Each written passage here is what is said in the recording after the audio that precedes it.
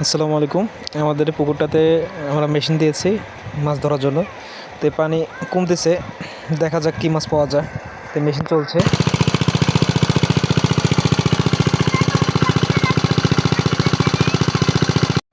পুকুরের পানিটা শুকাতে অনেক টাইম লাগবে, তো দেখা যাক কী হয়।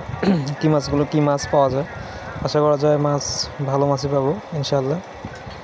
তো আমরা এখন সব কিছু পরিষ্কার করে এখন আমরা সব পরিষ্কার করে মোটামুটি এখন পরিষ্কার। এখন সময় শুধু লাগবে যে কখন পানি শুকাবে তখন মাছগুলো ধরবো আমরা।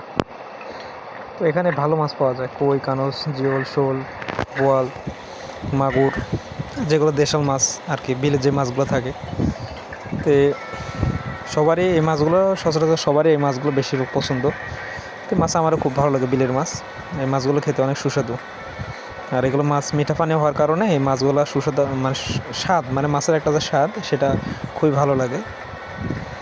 তো দেখি কি মাছ পাওয়া যায়।